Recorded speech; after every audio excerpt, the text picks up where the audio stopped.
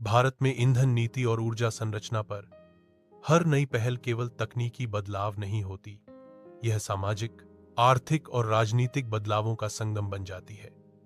हालिया वर्षों में एबीस यानी पेट्रोल में 20% एथेनॉल मिश्रण को लेकर बहस तेज हुई है। कुछ लोग इसे स्वच्छ ऊर्जा की ओर बड़ा कदम मानते हैं। अन्य भय जताते हैं कि यह वाहन, इंजनों, किसानों और कीमतों पर नकारात्मक प्रभाव डालेगा। यह रिपोर्ट इन सभी पहलुओं का मिश्रित, विस्तारपूर्वक और समझने योग्य विश्लेषण प्रस्तुत करती है। तथ्यों, दावों, अनुभवों और भावनाओं के ताने बाने में बुनकर, साथ में कुछ मानव कहानियां भी हैं। एक छोटे शहर के ऑटो इंजन मैकेनिक, एक किसान, एक पब्लिक एक्टिविस्ट और एक ऊर्जा नीति विश्लेषक, जिनकी आवाजें हमने शामिल की। एबीस का मतलब है पेट्रोल में 20% एथेनॉल, अल्कोहल का मिश्रण। एथेनॉल सामान्यतः गन्ना, झर, मकई जैसे फसल अवशेषों से बनाया जा सकता है। दुनिया के कई देशों ने समय समय पर ईंधन में बायो इथेनॉल मिश्रण अपनाया है, जलवायु लक्ष्यों, आयात निर्भरता घटाने और कृषि उत्पादों के उपयोग के कारण। भारत में भी यह लक्ष्य ऊर्जा सुरक्षा और स्वच्छता के नाम पर सामने आया। पर सवाल यह है, क्या 20% मिश्रण एबीस हमारे इंजन, हमारे बुनियादी ढांचे और हमारी अर्थव्यवस्था के अनुरूप है? यही वह विवाद है जिसे समाज के अलग अलग हिस्सों से आवाजें मिलती हैं। इंजन और ईंधन का रिश्ता नाजुक है। यह रोमांस जितना सुंदर उतना ही संवेदनशील भी। पेट्रोल इंजन डिजाइन के हिसाब से एक खास ऊर्जा घनत्व और दहन गुण के लिए तैयार होते हैं। एथेनॉल के गुण पेट्रोल से अलग होते हैं। एथेनॉल में ऑक्टेन रेट अच्छा होता है, पर ऊर्जा घनत्व कम होता है। वह पानी के साथ मिश्रित हो सकता है और कुछ मटेरियल जैसे कुछ प्रकार की रबर या प्लास्टिक के लिए क्रियाशील हो सकता है। विशेषज्ञ इस तरह के दावी करते हैं, एबीस के कारण कुछ पुराने वाहनों के फ्यूल सिस्टम पर असर पड़ सकता है। इंटेक सिस्टम के कुछ हिस्सों का घिसना बढ़ सकता है। आधुनिक एफई, इलेक्ट्रॉनिक फ्यूल इंजेक्शन और कैर्बोरेटर रहित डिजाइन वाले नए इंजनों में फ्रॉम फैक्ट्री एबीस समर्थन की संभावना अधिक होती है। माइलेज किलोमीटर प्रति लीटर सामान्यतः थोड़ी घट सकता है, क्योंकि एथेनॉल की ऊर्जा प्रति यूनिट वॉल्यूम कम होती है, पर दहन के बेहतर होने से इंजन पर प्रभाव मिश्रित रह सकता है। यहां पर सावधानी जरूरी है। कुछ प्रयोगशाला रिपोर्ट और फील्ड स्टडी हैं, पर सभी वाहनों व परिदृश्यों पर एक जैसी तटस्थ निष्कर्ष नहीं निकला है। इसीलिए नीति निर्धारकों ने चरणबद्ध दृष्टिकोण अपनाने या विस्तृत परीक्षण की बात कही है। एबीस की बड़ी दलील है, एथेनॉल का उत्पादन किसानों को नई आय देगा, आयातित पेट्रोल पर निर्भरता घटेगी और क्लाइमेट फुटप्रिंट में सुधार होगा। दूसरी ओर आलोचक कहते हैं, खेती का प्रवर्तन ईंधन उत्पादन की ओर होगा, भोजन बनाम ईंधन जैसी बहस शुरू होगी तथा छोटे किसान और बाजार की तंगी से नुकसान झेल सकते हैं। हमने 3 पात्रों का साक्षात्कार लिया। हमने हमेशा से गन्ना उगाया है, वे कहते हैं। अगर ईंधन एथेनॉल से हासिल होता है तो अच्छे सालों में दाम तो मिलेंगे, पर फसल की मांग और मौसम पर निर्भरता बड़ी है। अगर पॉलिसी से समर्थन मिलेगा, जैसे न्यूनतम समर्थन मूल्य एमएसपी या खरीद की गारंटी, तो यह फायदे का सौदा हो सकता है, वरना बिचौलिए और बाजार के खेल में किसान फिर पछताएगा। नई कारें ठीक चलेंगी, पर यहां पर 10 साल पुरानी वाली बहुत हैं, उन्होंने कहा। जब ईंधन बदलेगा, हमें भी पार्ट्स बदलने होंगे, पाइप, नली, कुछ सील्स, और ग्राहक कहेंगे महंगा क्यों कर रहा है। यदि सरकार सब्सिडी या स्कीम दे दे तो ठीक है, वरना लोग जूझेंगे। हमें स्वच्छ हवा चाहिए। उनका दावा सरल है, अगर एबीस से प्रदूषण घटे और इंपोर्ट कम हो तो अच्छा, पर यह सुनिश्चित हो कि गरीबों पर बोझ ना बढ़े। पेट्रोल के दाम, माइलेज में गिरावट और मरम्मत खर्च को ध्यान में रखना होगा। इन कहानियों से साफ दिखता है कि नीति का असर अलग अलग लोगों पर अलग पड़ेगा, और सफलता तभी संभव है जब तकनीकी, आर्थिक और सामाजिक सुरक्षा एक साथ हों। एबीस पर मीडिया और सोशल मीडिया पर बहस तेज है। कुछ चैनल और विश्लेषक इसे ऊर्जा क्रांति कहते हैं, कुछ इसे फॉसिल रेडीर कदम पर सवाल के रूप में उठाते हैं। वीडियो प्लेटफॉर्म्स पर विशेषज्ञ वार्ता, मैकेनिक डेमो, किसान रिएक्शन और संसद में बहस की क्लिप वायरल हुई और जनता में भ्रम भी फैला।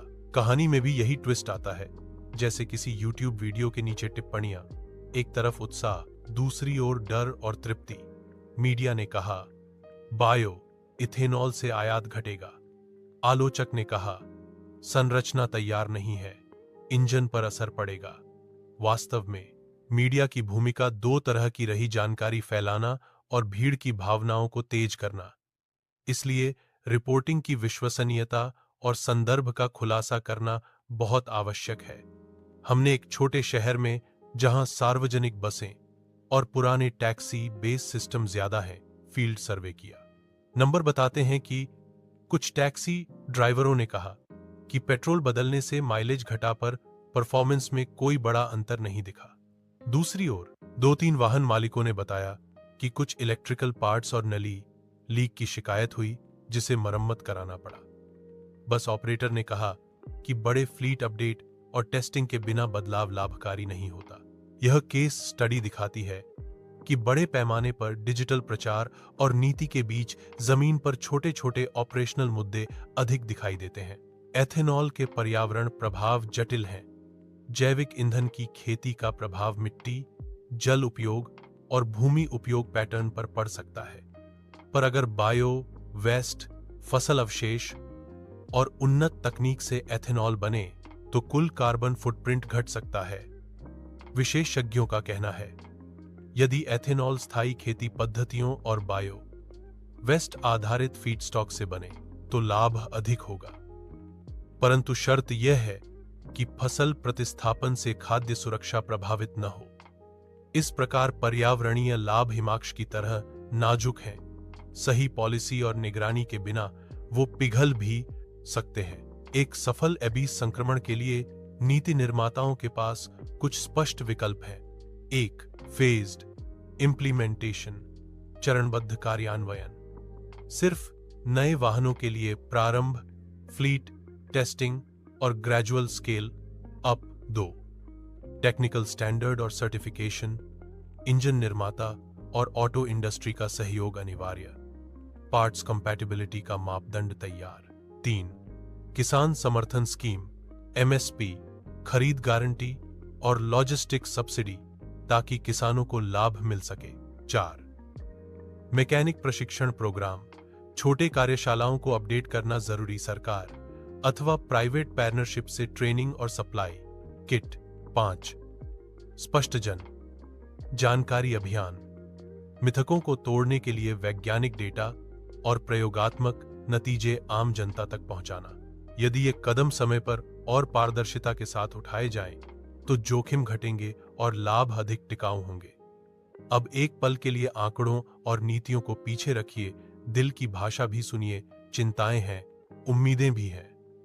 जैसे हर परिवर्तन के साथ होता है, एक किसान के हवाले से रात में टकटकी लगाए हुए चांद को देखा जा सकता है। ये फसल मेरी हस्ती की शान, वह कहता है, इसी मिट्टी से मैंने घर बसाया है। एक मैकेनिक की दुविधा में है, मैं अपना हुनर गुजार रहा हूं, पर बदलते समय से कैसे जीऊं। और बीच में वो आम आदमी जो डीजल और पेट्रोल के दाम बदलते देखता है, उसका दिल भी तड़पता है। यही मानव कहानी है। नीति और प्रौद्योगिकी उसी मिट्टी पर फलती फूलती है जिसमें लोग जीते हैं। एबीस एक ऐसा कदम है जहां संभावनाएं और जोखिम दोनों साथ चलते हैं। यह स्वच्छ ऊर्जा की दिशा में संकेत दे सकता है, पर केवल तभी जब नीति, सहायता, तकनीकी अनुकूलता और सामाजिक सुरक्षा के पैकेज साथ हों। हमारे मुख्य निष्कर्ष संक्षेप में, तकनीकी रूप से संभव, पर वाहन और इंफ्रास्ट्रक्चर स्तर पर विस्तृत परीक्षण आवश्यक।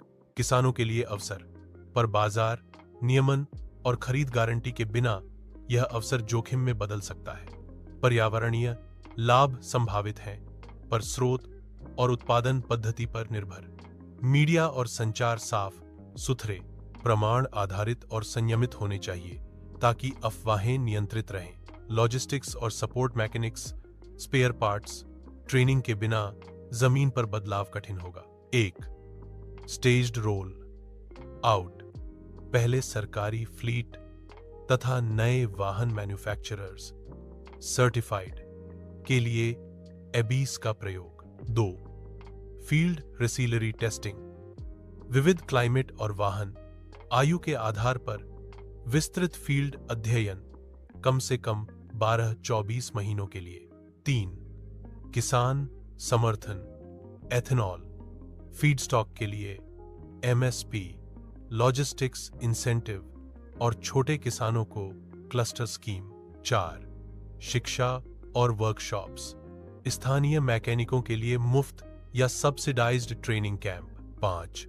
पारदर्शी रिपोर्टिंग, हर चरण का डेटा सार्वजनिक रूप से साझा किया जाना चाहिए ताकि विश्वास बने।